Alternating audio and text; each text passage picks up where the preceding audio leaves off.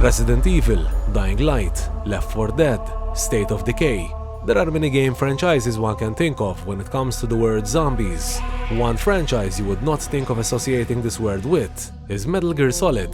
In fact, its very own creator Hideo Kojima even said zombies wouldn't fit in such a franchise in response to his thoughts on Metal Gear Survive. 僕の中ではですよ、これ僕の中ですよ。メタルっていうのは、ポリティカルフィクションであり、エスピオナージものなんで、ね、ゾンビなんか出るわけないじゃないですか。そうですよね。はい。これは僕の中ですよ。はい。It should also come as no surprise that Hideo Kojima is a renowned master of deception, and if his reputation wasn't enough to make one cautious of his tricks, the man made it clear time and again that betraying his audience is his ultimate strategy. Do the same thing as me, betray your audience. There we go. And while we won't be talking about Survive in this video, today we'll be discussing the obscure subject of how the Metal Gear franchise was forever changed with the introduction of zombies in MGS5, and how the lore behind them intriguingly connects to previous entries in the series, particularly Metal Gear Solid 3, and of course, the newly released remake, Metal Gear Solid Delta Snake Eater. How's it going, guys? Python Selkin here. Hope you're all doing good. Whether it's a 100-year-old legendary sniper, a psychic that can read people's minds, or a vampire running on water, Metal Gear isn't Metal Gear without its over-the-top storytelling and distinctive character design. And no matter how strange or weird some of it may sound, they're part of the charm of a Hideo Kojima game. But how much is too much? Where does one draw the line? You could say the characters of this franchise evolve with every new title, and this was especially made clear the moment longtime artist Yoji Shinkawa found out Kojima wanted to have a vampire character in MGS2, leaving him uncertain whether he was kidding or not. 最初監督が吸血鬼を出すみたいな、これまた冗談かなみたいな形だったんですけども、確か最初は女性だったんですよ。バンプっていうキャラクターみたいな。Sure, the notion behind Vamp's backstory and the involvement of nanomachines was ultimately accepted among fans, but if a vampire fits in the Metal Gear universe, why would zombies be so different? There's no such thing as miracles or the supernatural, only cutting-edge technology.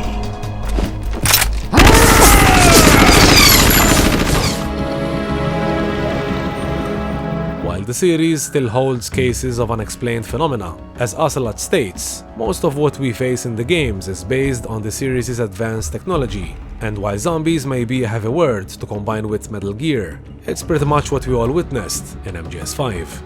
Kojima may have denied the word zombies in relation to the Metal Gear franchise, but if these aren't zombies, why would one of the tracks in MGS5's The Lost Tape soundtrack be called How About Them Zombies, eh?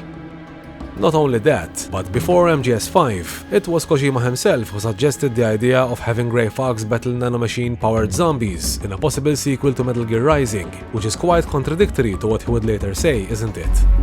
ゾンビなんか出るわけないじゃないですか。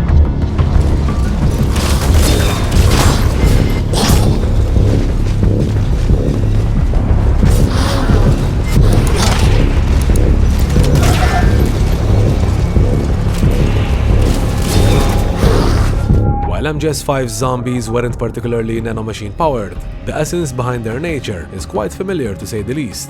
And the truth is, what you're seeing in MGS5 actually stems from the deepest roots of the franchise. But before we delve into how this came to be, something not many fans may know is that the concept behind MGS5's vocal cord Parasites bears great resemblance to the story of a novel by the name of Pontypool Changes Everything. A mysterious virus that spreads through the use of language starts turning people into deadly zombies. The survivors soon realize that the virus outbreak is caused by words being spoken in English, and the only way to stop its spread is to stop communication. It's infecting my men. How do we... Silence.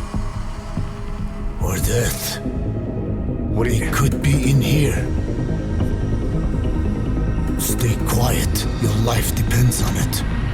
The novel was later adapted to a 2008 film, Pontypool, and considering Kojima's passion for movies, we wouldn't be surprised if this is where the inspiration for MGS5 came from. The story of Metal Gear Solid 3, or the newly released Metal Gear Solid Delta Snake Eater, not only marks the beginning of the Metal Gear timeline, but also the start of its supernatural elements. And it all began with the boss's Cobra unit, an elite group of soldiers with superhuman abilities that were involved in top-secret missions during World War II. The phenomenon behind the abilities of these soldiers was beyond scientific understanding, and it was only after being killed that the origins of their supernatural abilities started to get unearthed. Following Operation Snake Eater, a character introduced in MGS5, Code Talker, was able to conduct parasite research on the body parts of one of the members of the Cobra unit, the legendary sniper known as the End. Body parts that were recovered following his explosion after being defeated by Snake, or, well, dying of old age.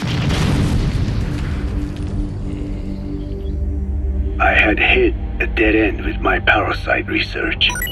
Then I was approached by a foundation. They said they had a sample of an unusual strain of parasite. Half in doubt, I visited them to discover the body of an old man. Well, to be precise, his partial remains. A collection of parts, you could say. The man had died in an explosion. During his research, Code Talker would also come across other records that mentioned a separate specimen, one which could control insects at will, referring to another member of the Cobra unit, the Pain. There was a separate specimen that could control insects at will through secreting heterogeneous pheromones. Eventually, to learn more about such parasites, Code Talker decided to live with them by injecting himself with the ants' parasites. He stole the ones I sealed away, forced me to do his terrible work. Skullface. Skullface would eventually learn of Code Talker and his research, and would force him to modify the parasites he long studied for his own terrible intentions. This ultimately led to the creation of various strains that would reproduce inside the host if exposed to a certain language. They attack only those who speak a certain language. Not just one. I cannot say which language your parasites are attuned to.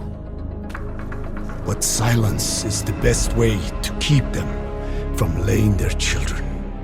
The larvae of the parasite enter the throat and attach themselves to the vocal cords, flawlessly mimicking the host's membranes. Upon reaching maturity, they begin to reproduce by sustaining exposure to the sound of words of a particular language. The resulting larva then feast on the host's lungs, ultimately killing it. As the host dies, he transforms into a mindlessly violent zombie-like being that will stop at nothing to infect others.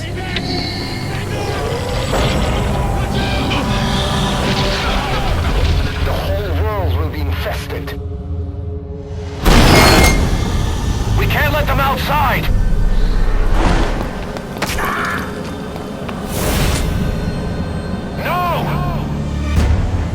Skullface would further utilize Code Talker's research for the creation of the Parasite unit, the deadly skulls that we get to see in MGS5. I modified the parasites I isolated from the body of that old man, differentiating them with various abilities. Thanks to their parasite-enhanced nature, the supernatural abilities that the skulls possessed turned them into highly advanced super soldiers that were even capable of infecting other soldiers through the use of gases, ultimately controlling them as puppets. It's the Mist unit. The skulls. What's he doing to that soldier? Damn it, they're everywhere.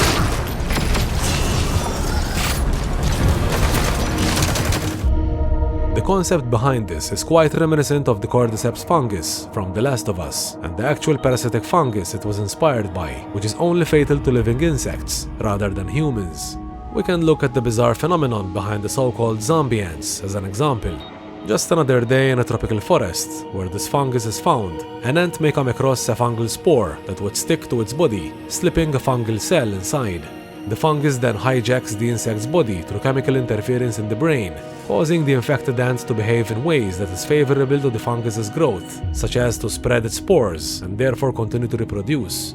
As the ant dies, its shriveled corpse is seemingly turned into a bioweapon, as the dead ant's head would be used to release toxic spores into the air, infecting more ants, a worthy phenomenon to be known as the zombie parasite.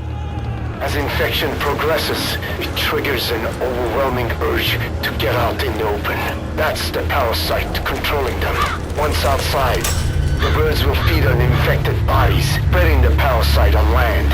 Light them up!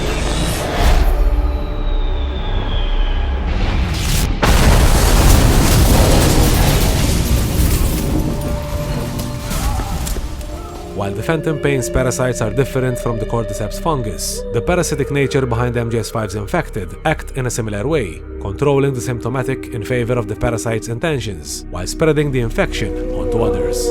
Kill me, boss! Kill me! You yourself said we're a family! Or was it all lies? The fact that the source behind these beings originates from what once powered the superhuman abilities of the Cobras highlights their importance in the franchise. In fact, as Sigint explains, the wet works they carried out during World War II were so top secret that the Cobras were not only forbidden to be taken prisoner, but they couldn't even leave their corpse behind, which is why they had a microbomb with which they could commit suicide, and why most of the Cobras exploded upon dying in Snake Eater.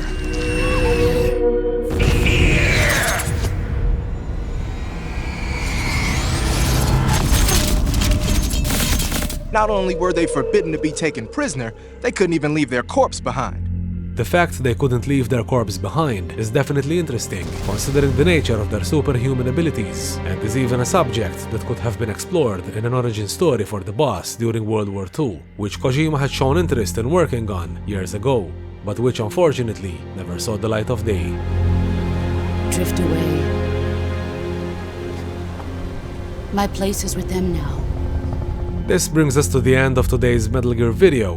What are your thoughts on all this? Did you ever expect to face these kind of enemies in MGS5? And do you think zombies actually fit in the Metal Gear universe? Let us know your thoughts in the comment section down below.